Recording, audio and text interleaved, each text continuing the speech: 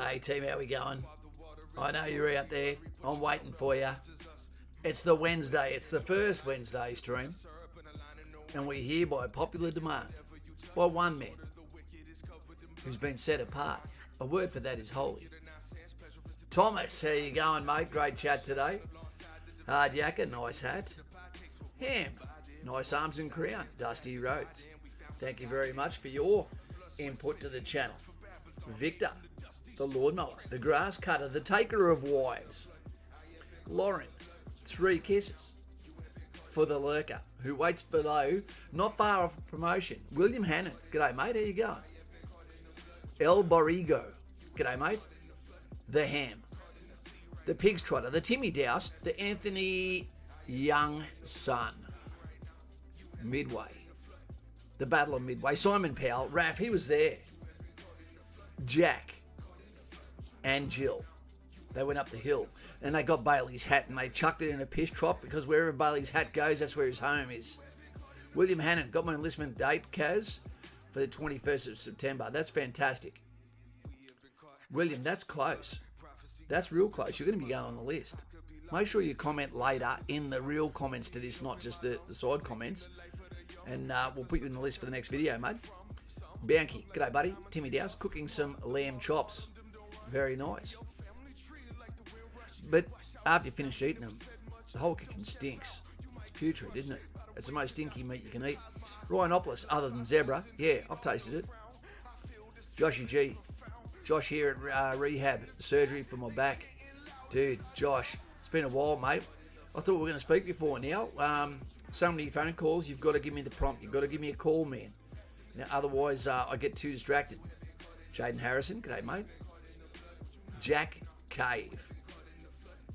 Rick Cuthrell, how you going, mate? Cuthrell, sorry. Very exciting, William. What's William done? Has he won money? Jay Gunn, the machine. Megan Winter, g'day, mate. How you going? She's an Aussie. Rather than talking to an empty screen, what I thought I'd do is quickly throw you over to here. We're going to listen to the introduction almost straight away. But we made this thumbnail today. Not a thumbnail.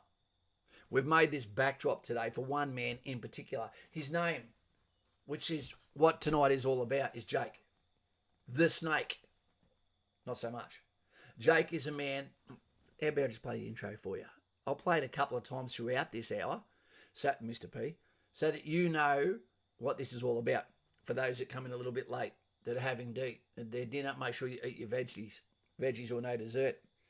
So this is for you guys, and it's for Jake. Tonight is all about Jake. It's about failure. It's about falling short. It's about being dislocated from your baits, from your calling. I'm going to go through that now because he's watching. He's always watching.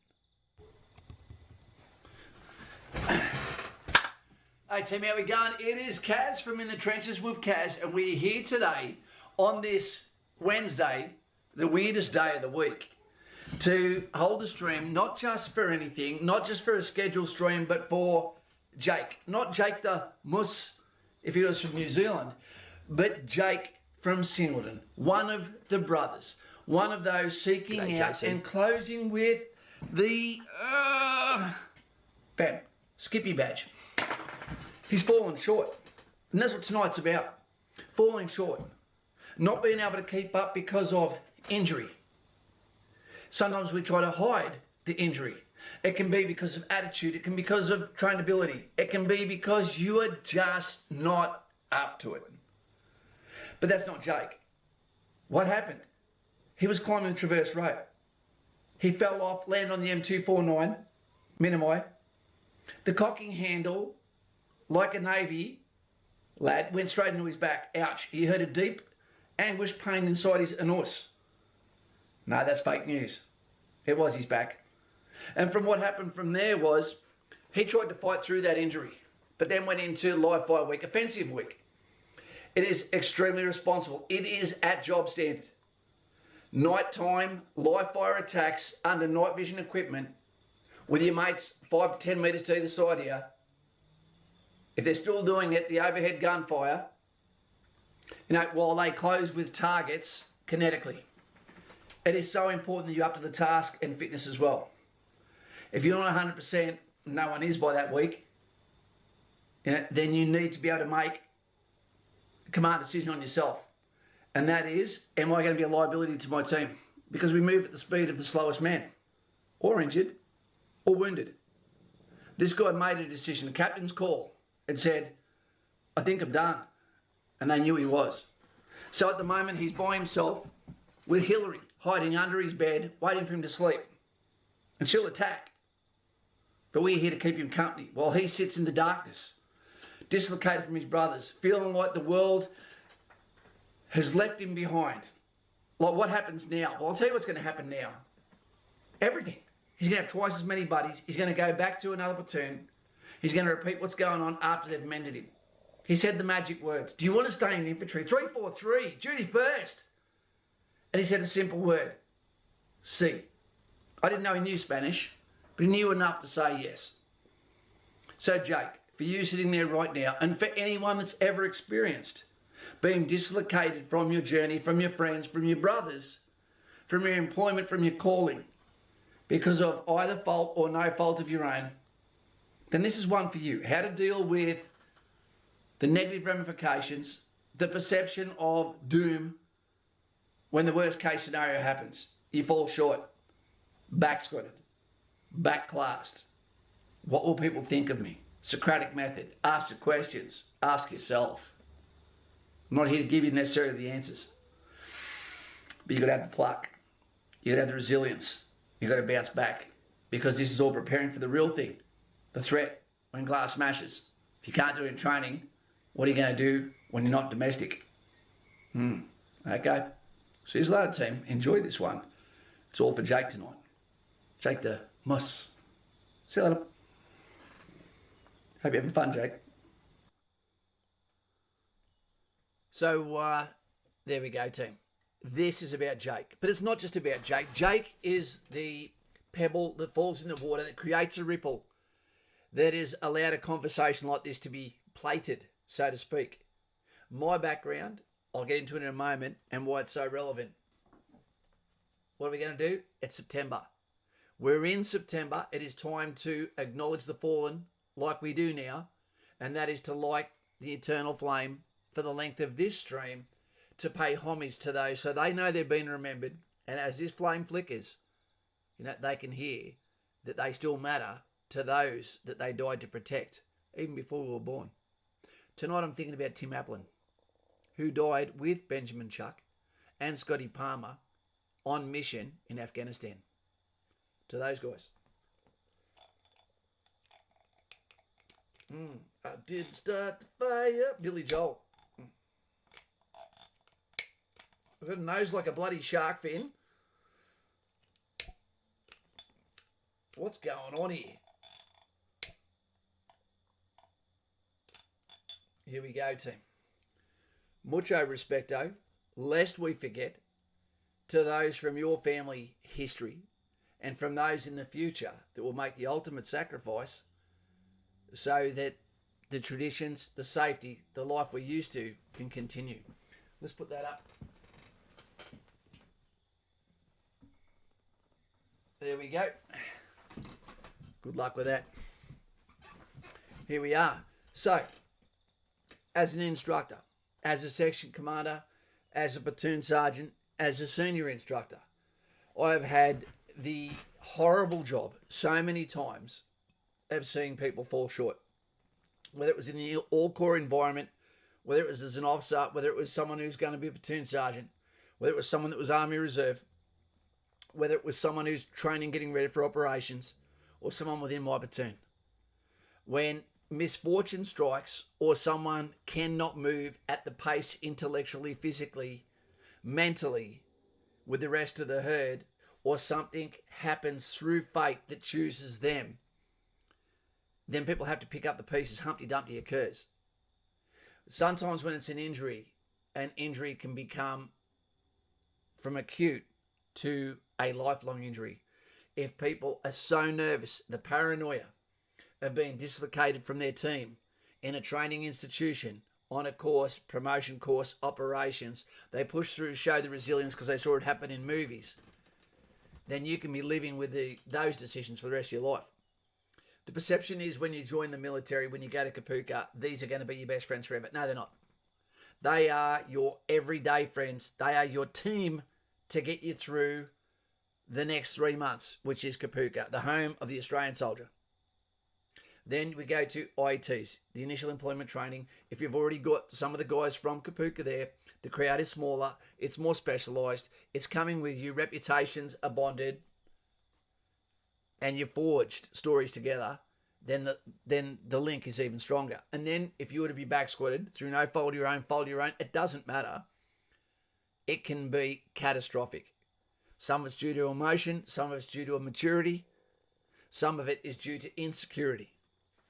But what happens is we need to remember that it's part of the program.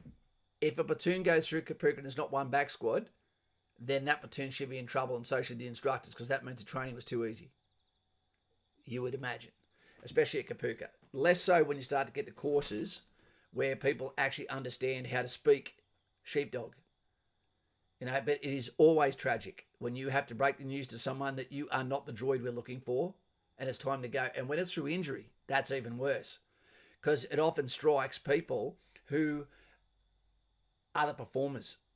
Sometimes the, what would you call it? The tungsten. They are the material, they are the leadership of a section that gets struck down and makes everyone feel a little bit more, what would you call that? Vulnerable. And it can be hard for us too. I've had an arm around people. I've had to fail that were stellar trainees, but I just didn't have the confidence for them going into nighttime live fire attacks because their attention span or their ability to keep their weapon down range, or mistakes they had made with safety catches during the day as we were preparing for live fires. When in doubt, you sit him out. And that is a devastating move when they go back and see the rest of their mates get the skippy badge before them. Simon Powell, brother Stoddy, good evening, mate. Stoddy's here. JC is here. Dusty Rhodes. With Conan Peppers there. Ryan Ward, g'day, mate. Did you know Tim Wellcaz? I remember him from... Yeah, I did. I was actually at the barbecue just before he went off on that trip with his brother, Freddie. It was a really tough one. I know his wife as well. It was a hard one. Tim Applin. He was a soldier's soldier. He was married to the Corps. He wanted more, so he gave up his rank as platoon sergeant, and then went over, and he'd been a pioneer sergeant too, and then he went over to commandos, relinquishing all rank to be a special forces soldier. He was a really good guy. Stoddy, Dusty, slides a strong red cordial down the bar to Stoddy. I wish we had the magic NRL sponge, in the battalions. Glad to see William Hannon. Stay frosty, bud. 16, a long time. Unable to apply yet. And you'll need year 12 or equivalent to go to Duntroon. Yeah. You've got to be very careful about wanting to become an officer too young, because they might look at it like it's a personality disorder as well. And I would. I'd go, mate, are you old enough to actually understand how to evaluate yourself, what your weaknesses are, who are your role models, what makes you want to do that over being an enlisted soldier? I'm not accusing you of anything, but I need to know. And you need to know, you need to ask yourself those questions. What made you come here instead of there? We had a great young fella today that I had a conversation with on the bat phone, and he was talking about how his teacher actually told him, so you want to go and kill people overseas with brown skin, do you? And you go, what sort of teacher would say that? Is that what things have come to in today's society? But I digress. G'day, Chopper. How you going, mate? William Hannon. Where's Wally? It is true, this is a version of Where's Wally, Flipper, if you will, for those that are a little bit older.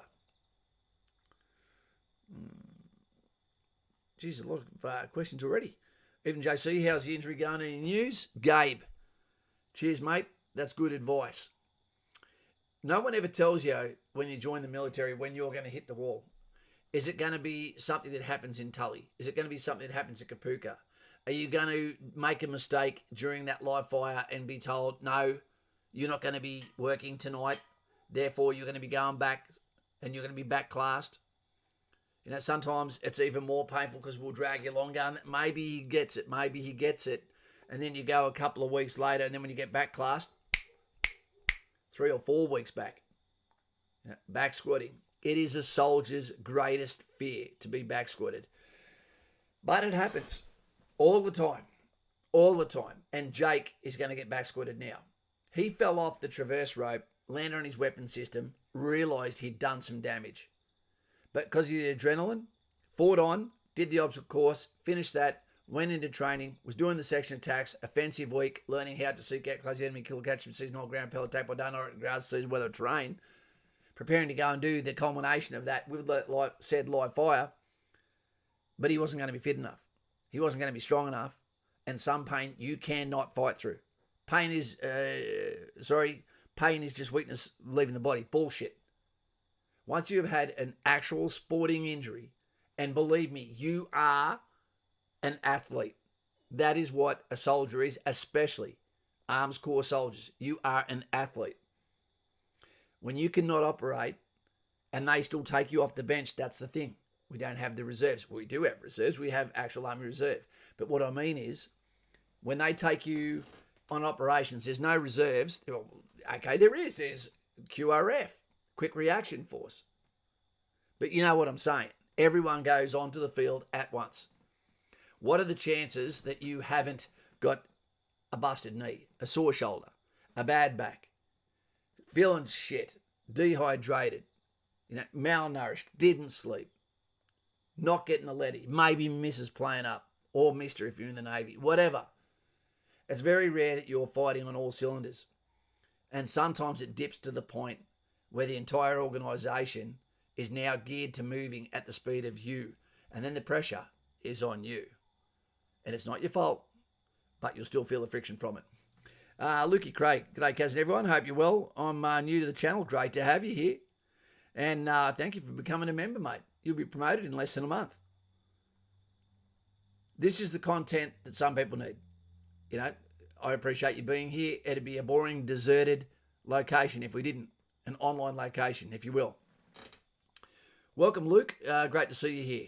Gabe, Chloe, Lauren is showing she apologised to the family eventually, got a bit scared when my dad walked in for parent-teacher interviews. I'm not sure what that's about. Ryan Ward started with 41 platoon in Bin Bar platoon, finished with 19 original diggers. Yep, it happens.